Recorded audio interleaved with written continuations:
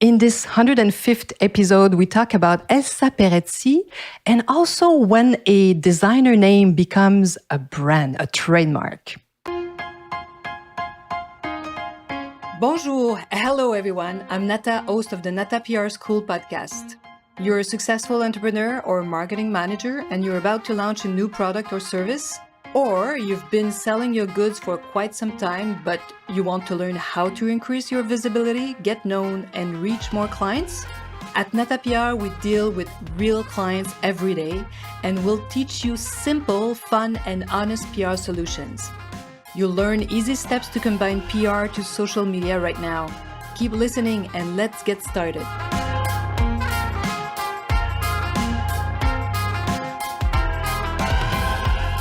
Bonjour, hello, and welcome to this 105th episode of the podcast, Nata PR School. In this episode, I'm thrilled because I'm receiving a friend of mine, a good friend and an expert, Claude Laframboise. So let me introduce him. For those who are listening to my podcast, you know that I like to present my guests. I don't let them speak right away.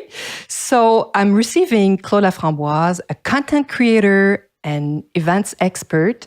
He's also a stylist, a columnist, an expert in design and fashion. Claude started and directed magazines for many years, and this is where you could find him like for the longest time in his career. I think he launched so many magazines. And for many years, he was collaborating with brands directly.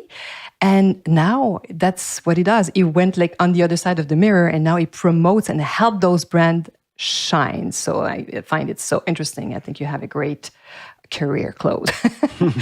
He's also a longtime friend. And in this podcast, we'll be talking about how a brand sometimes was at first a creator, and that sometimes we forget, like if we talk about the Chanel, we forget that there was a human, a real woman before it became such a huge brand. And we'll be talking about Elsa Peretti. I'm showing you why. Claude saw me wearing this bracelet that was a gift. And he said, "Oh, you're wearing Elsa Peretti." I'm like, "Elsa who?" So we'll be talking about her. And if you want to know a bit more about her life, of course, you can go online and do some Google search. But if you want to watch the Netflix series on Halston, she's personified as one of his model, one of his muse, but there's way more to find out about Elsa Peretti. So thank you, Claude, for joining me for this podcast. Thank you for having me. And before we deep into Elsa's life that I find fascinating, I wanted to ask you one question that I ask all my guests, because I always learn things I don't know about my guests, even if I think I know them well. So who is Claude Laframboise? Well, I guess you sort of introduced me from a professional standpoint, but in addition to what I do for a living, I have quite a strong interest in fashion, yes, but also design and lifestyle in general, but especially how society is changing, and I think it's changing pretty quickly. And the human factor is really what I think is the most interesting aspect. I'm always looking for who is behind a product or a movement in society or something. So I would say really it's about the human story behind brands and products that sort of affects how we live and how we consume. So that's really what I'm interested in. So you're a curious person and you love to learn. That's amazing. And Elsa has such an incredible life, and we were talking about her a little bit. And so who is she, Elsa Peretti? So she's from a very wealthy Italian family. She ran away from her family because she didn't want to have that bourgeois life. We're in the 60s. She was expected to get married and, stay at home, that sort of thing. So she ran away to Spain first, where she started modeling. Right away started meeting artists, Dali among other. And then moved on to New York. So she ended up in New York in the late 60s, started modeling, was quickly successful, and then met Halston amongst other people. So she was part of that scene of the late 60s, early 70s, where Halston was very famous, but also his models were very famous. The famous Studio 54, right? Absolutely. That we see they tell the story a little bit about Studio 54 in the series too. But it's funny because you're the one who reminded me that Studio 54 wasn't there for many years. Like we think it's been there. It was right on the 3 years. Crazy. It was a very short period of time, and it is crazy that we still hear about it, and people think that it went on for. But you know what? It was so excessive. It was such a, not a cliche, but it's like a Polaroid, to use like something from that era, of a very specific time in New York City at that time. It was when, downtown started to mix with uptown, and you're thinking Brooke Shield being the model for Calvin Klein, that sort of thing. So it was. I think also people were. Celebrities were starting to realize that they would have their picture taken when they went out and all that. So yeah, but it was very, very, very short time when you think of it. For a nightclub, it was right under 3 years. Now that you talk about it, it was like the beginning, like before. Now everything is so structured. Even if you're a model, there are ways to become a model today. But in those days, everything was not in a frame or structured, and so they were living way more freely than we are living right now. So she was working for Halston as a model, but she had already a career in modeling. And what I find really interesting in the series is you'll see that Halston is kind of, probably without even realizing it, he was selling his name to a company that was managing him, that gave him a lot of money. That's what he wanted. He wanted to be free. It's interesting because of this want to be free and free in his creation. Finally, he sold his name to the devil without realizing it. But she never did that. Huh? Exactly. And what was ironic is that Halston is the one who introduced her to the Tiffany people. Basically, she was artistic. She was already creating jewelry for fun, wearing it. That's how designers that she was working with noticed the jewelry. And he started to put her jewelry in his fashion shows, and then eventually said, hey, let me introduce you to the Halston, the Tiffany people. And as you mentioned, that's what's ironic, is that he sold his name. It's like he didn't think, what if this doesn't work out? What if I don't like working with those people? What if they don't produce what I want to produce? He did not think about what if it doesn't end well. And in the case of Elsa Peretti, she did obviously a really good contract with Tiffany that lasted for a very long time, and which was like, she became a very wealthy woman because of her work for Tiffany. But she remained her creative freedom. So if you are a creator, so don't sell your name right away.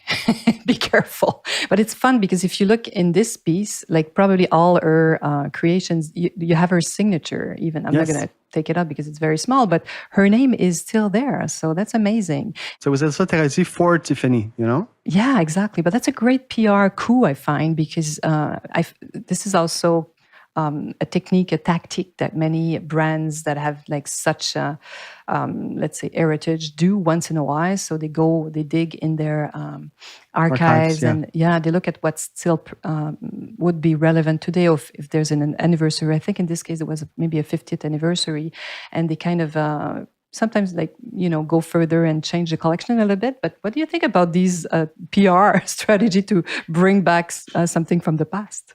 I think it's really smart when you do have an history, which is the case with Tiffany, because nowadays, because storytelling has become so important, that brands sort of invent their own past that they don't have. In the case of Tiffany, they do have a rich history that they can get inspired by. And what they also did with Elsa Peretti collection, especially the bracelet you're wearing, like there's now variation with different finishes, new metals. They've added some stones on some of those styles. So I think that's also interesting to go into your heritage, but also to make it more, maybe not more modern, but to give it a little tweak for today's consumer. So I think that's really smart. Another thing that's also ironic about her, when you think of it, it's almost like now collaborations are like very popular. Everyone does collaboration. It was a collaboration in a way because she was her own famous model already, and she did Elsa Peretti x Tiffany. So she was avant-garde on a lot of different levels. Yeah, but if you look at this, like it could have been designed yesterday. Like this is so now. I know. and it was designed in the 70s. Yeah. Very organic. But you see, she was modern in the sense that she was an independent woman, and she was saying, a woman should be able to buy her own jewelry. And if you go back to the 60s, fine jewelry was very heavy, was very ornamented, was something that was meant to be worn at night, was very dressy. She always said, I want to be able to take a shower with diamonds. So she also did a collection that became very, very popular at Tiffany called Diamond by the Yards.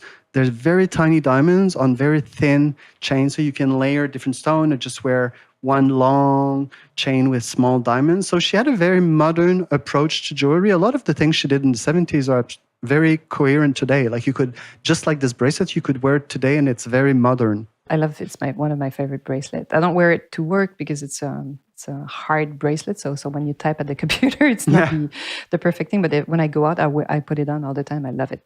It's so crazy. And now it's a conversation piece for you. But what I find fascinating is how you'll see also in the series, if you watch it with Halston, his name was used on so many products, and it finally completely disappeared for some reason. And we've seen some other brands that are still really relevant today. So, and we think, of course, about Pierre Cardin. I guess it is the first name that comes to our brain, to mind when we think about putting your name on so many different products. So what do you think about why did Pierre Cardin or Halston disappeared and some other brands are still there? It's really interesting to see, it seems like there was an innocence back then to say, I'm going to do like a dog bowl and no one's going to say anything. So Pierre Cardin is the best example, but he's not the first one. Like Christian Dior, as early as 59, was selling his name to American retailers. But in the case of Pierre Cardin, what happened is he was a visionary. He was very smart. He was very businesslike. And he said, it's a way to put my name on many, like the more people know my name, the best it will be. But the thing is, he ended up doing so many licenses. By the 80s, there were over 800 products, different types of products bearing his name. He's actually studied in marketing studies. It's called Cardinism, because it's a really good example of what not to do with your name.